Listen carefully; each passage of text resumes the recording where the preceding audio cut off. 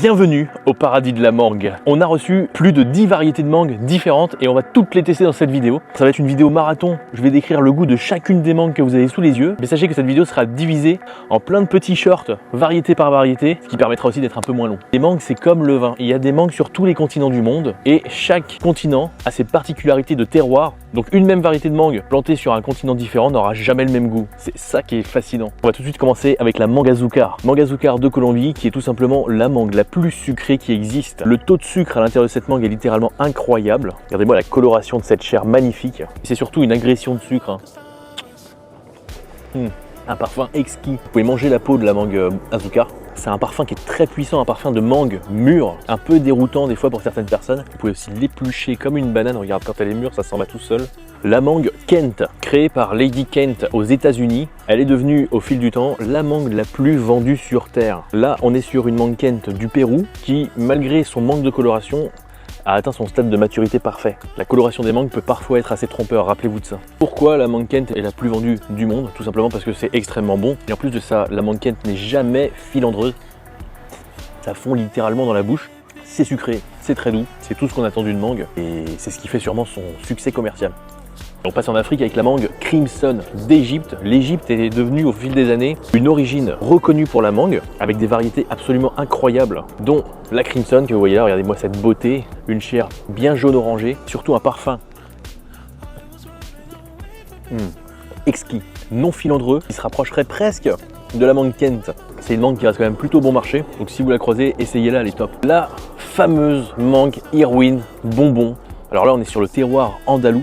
Donc on est passé en Europe. Cette mangue-là, au fur et à mesure des années, a un franc succès parce que son noyau est quasiment inexistant, il est extra plat.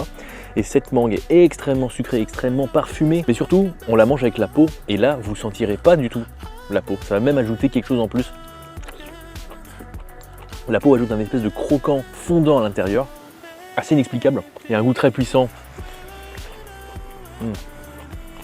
Quand tu en manges une, tu es obligé d'en manger une autre. Sa grande sœur, la mangue Irwin, issue du même arbre peut-être. Cette variété, la Irwin, pousse de toutes les tailles. C'est un vrai calvaire. Donc même principe pour la Irwin que vous voyez là. On est sur une mangue extrêmement recherchée, d'année en année de plus en plus populaire. Regardez-moi à l'intérieur. Comme la mangue Irwin bonbon, vous pouvez manger la peau de la mangue Irwin.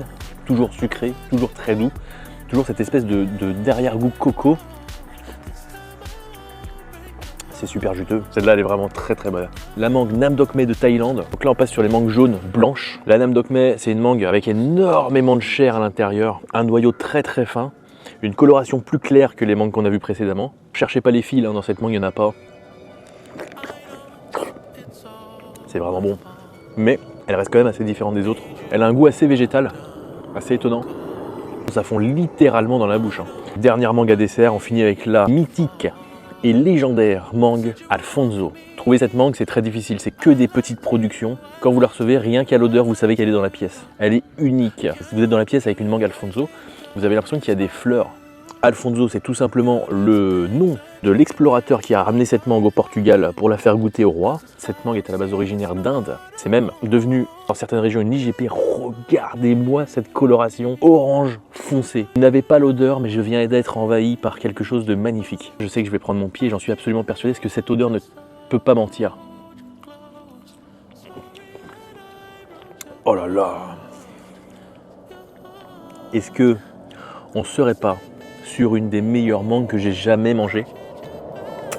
Oh là là, quelle agression, quelle violence. Arrêtez les bêtises là.